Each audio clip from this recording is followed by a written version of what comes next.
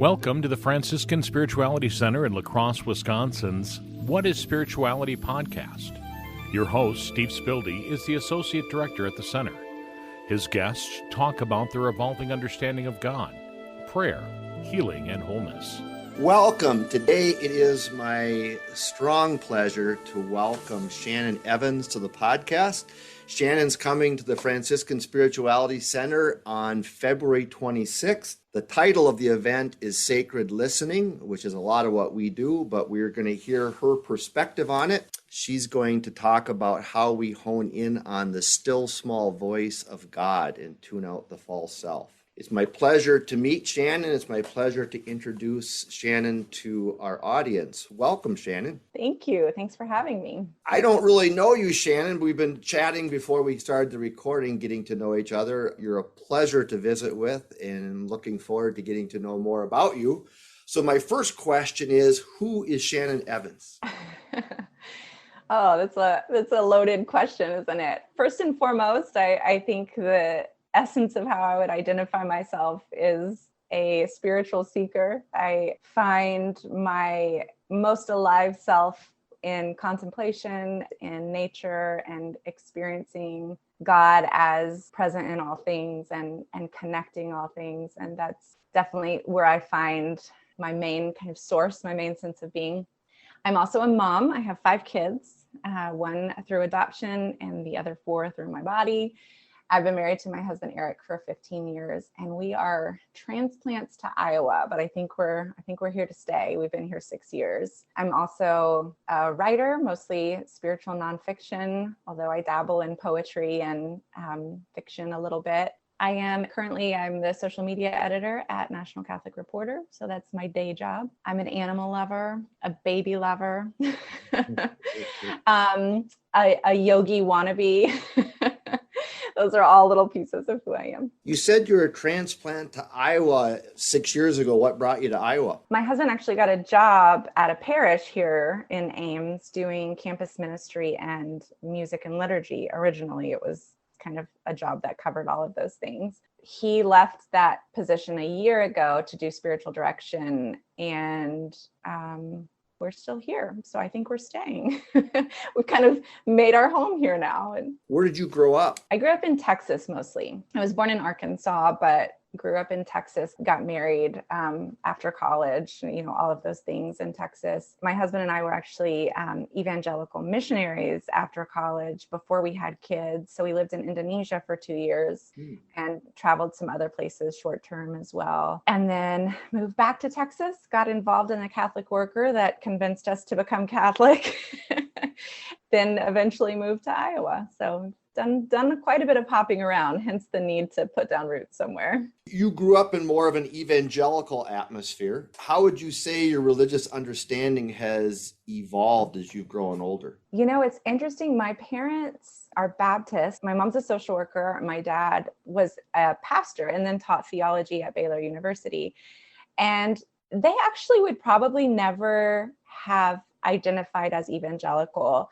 They were pretty mainline, so they weren't Southern Baptist, not super conservative. I was really raised with a very balanced spirituality and one that was very much centered on what, we in Catholic circles call the works of mercy, or just helping people is probably what my parents would have just said. So that was very much emphasized as part of what it means to have a Christian spirituality for me growing up. I kind of had my prodigal years. And then when I sort of came back to the idea of wanting relationship with God, I was then drawn in college to a very charismatic evangelical church and, sort of went through the whole phase of judging my parents for not being on fire enough and all of that is a pretty typical developmental stage to go through. And, as I kind of unpack my spiritual journey, there's several distinct phases of it, so I can't necessarily look back and say it just is not seamless or simple. The biggest change happened when we were in Indonesia and started really questioning a lot of the reasons that we were there as far as salvation and, kind of this exclusivity of trying to get people to cross over from one side of the line to the other. And that was really, really healthy, but obviously hard and isolating and lonely. And then we came back and kind of gradually began looking into this theology of suffering, sort of like this Catholic idea that suffering can actually be something blessed by God, because we were really suffering with our son. And the evangelical culture really pushed for, praying for healing and praying for, kind of some sort of radical moment where the page was going to turn. And I think what we really needed was more to embrace the fact that, the incarnation means that God is with us in the mess, in the present moment, whatever it is. And it's not about having some miracle that totally changes circumstances, but really finding God in the circumstance and in our son and in ourselves. So that's a long answer to your question, isn't it? But the funny thing is, I think I'm coming back more to probably be a little bit more similar to my parents and how I was originally raised, although I'm Catholic and they're still Baptist. But yeah, I think we were probably furthest apart when I was in the heart of the charismatic world. You've mentioned the challenge with your son. Did you have any children when you went to Africa? No, for clarity, we lived in Indonesia, but we adopted him from Africa. So that becomes confusing.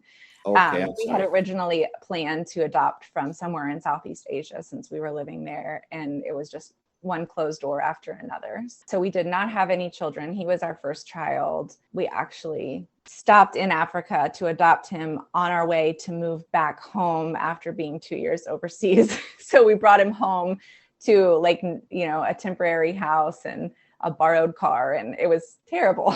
But we were very young and idealistic and thought everything would work out fine.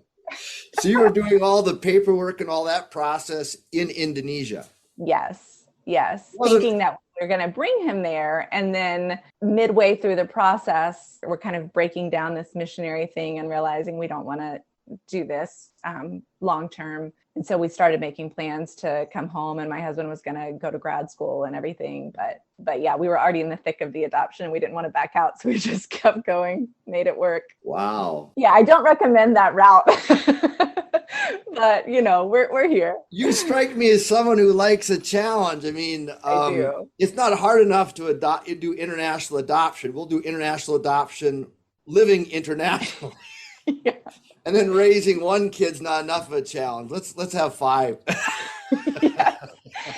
You have me pegged. You have me pegged for sure. I'm always biting off more than I could chew, and my husband is always having to bear with me through it. So, but I'm learning that about myself and learning to put the brakes on, when I really get going. But yeah.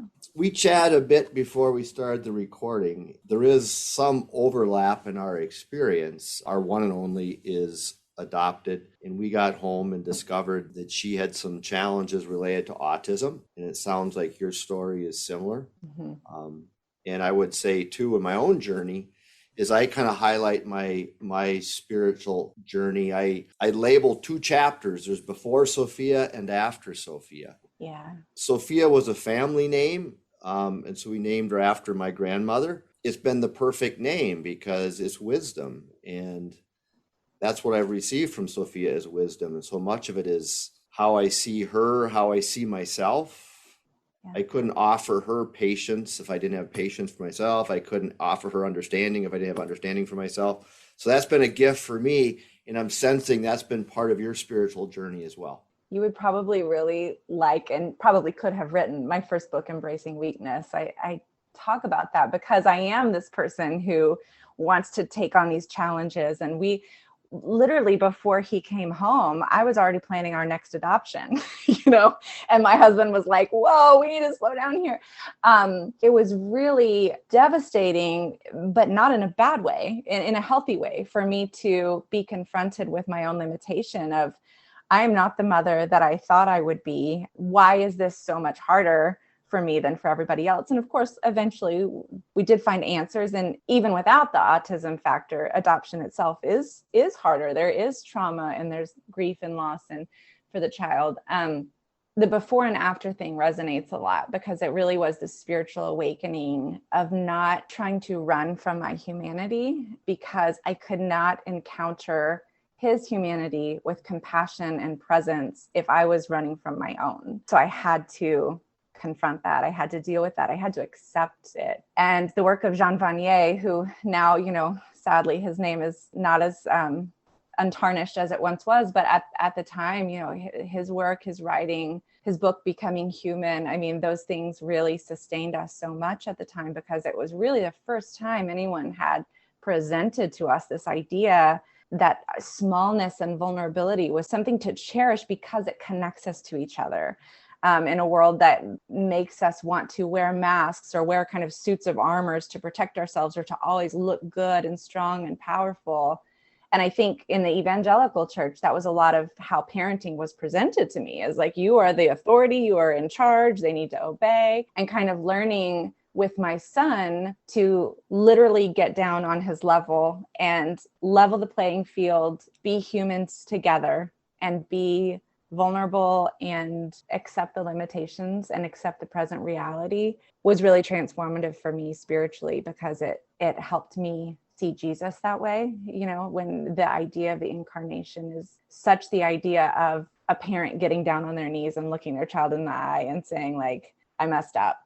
The metaphor breaks down. I'm not saying that God needs our forgiveness, but the idea that the authority figure sheds all of that, sheds that privilege, and sheds that position to come down and look at another human being face to face. So it taught me so much about myself. And yeah, my husband would say the same thing for sure. I mean, it put us through the ringer, but it's been so precious. And I'm so grateful to have learned that early on in parenting, because I know a lot of parents who are older than myself who say, like, I'm working through my own stuff now. I'm in therapy, I'm in counseling, I'm in spiritual direction, I'm working through this stuff, but I wish that I had gotten it, when my kids were really small. And I'm not saying that I have it all figured out or that it's going to be a piece of cake, because obviously it's not, but I am really grateful to have kind of had that idea of what parenting would be kind of pulled out from underneath me. You worked for Franciscan Media, correct? I did, yes. Do you identify as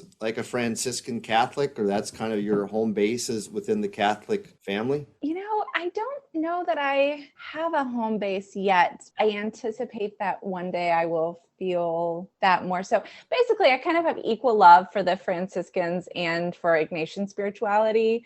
There's kind of like dual love in my heart for both, but I have, toyed with the idea of becoming a Franciscan associate one day. I definitely would not rule that out at this point as a possibility. Are you familiar with the Francis story of him embracing the leper? I think so, but I don't remember the details. So tell me. So my understanding of Francis was similar to like the Gospels. The last thing you wanted to be was a leper. Not only were you like sick, but you were banished from the community.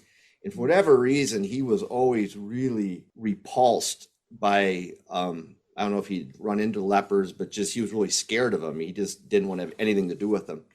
But then one day he was riding literally on his high horse and he came around the corner and he saw up the road, he was being approached by a leper. And my understanding of the story was that in that moment, he really heard the voice of Jesus saying, that hearing the voice of the scripture saying, hey, when you see someone poor or naked or in prison, what you do for them, you're doing for me. And all of a sudden he realized, wow, here's really an opportunity to connect with Jesus. Mm-hmm. And so he literally got off his high horse and he embraced the leper the way he would embrace Jesus. Wow. But in that moment, he felt something happen to him. I really see my experience with my daughter as being that experience of the leper. Because I think for Francis, and I don't know if he got it at the time, or maybe this came to him later, or maybe other people defined it later, but in that embracing of the leper, he was really kind of becoming, we would say, integrated. He was embracing the rejected parts of himself, and he was giving a gift to himself by embracing the leper, because all the parts of himself that were not acceptable, he was showing love and compassion for. And so that story is very meaningful to me, because that was my experience, continues to be my experience with my daughter. Mm-hmm. Every time she does something to challenge me, which is a pretty common occurrence, I realize like what part of myself am I struggling with? And so do I need to have more patience with her, more patience with myself? Do I need to confront my own ways that I don't fit in, my own ways that I struggle socially or, whatever. She's always my teacher. I sense that's a story that you can probably relate with. Yes, absolutely. Wow, that is so well said. And I've never made the connection to, that story with Francis and the leper to my experience in parenting. But wow, I'm going to be thinking about that a lot. Our son's name is Alyosha, and it came from the brothers Karamazov, the Russian novel. And Alyosha in the book is in some ways sort of the Christ figure of the book. But my husband chose it because he was reading it and was just so moved with love for this character, and had a dream one night where, I hope it's okay for me to tell this, I think it probably is, but now I'm going for it. So had a dream one night where he heard God say, "You are my little Alyosha." And this was years before we adopted him. But that we have been continually surprised with the way that has become more and more necessary and revealed, I guess I would say, for us to realize that everything that makes him both incredibly unique and brilliant, but also challenging and a little different, we have those things going on inside of us too. And like you said, learning to embrace those parts of ourselves as we embrace our child is a lot of growth. It's really a beautiful thing. It is beautiful. Alyosha and all of your kids have really challenged you to take on things that you don't have, that you haven't had before, that weren't given to you, but you know that you need them to continue on the journey. So your most recent book, Rewilding Motherhood, Your Path to an Empowered Feminine Spirituality. I'm guessing that some of these lessons show up in that book. Yes. Oh, yes. Oh, yes. Yeah.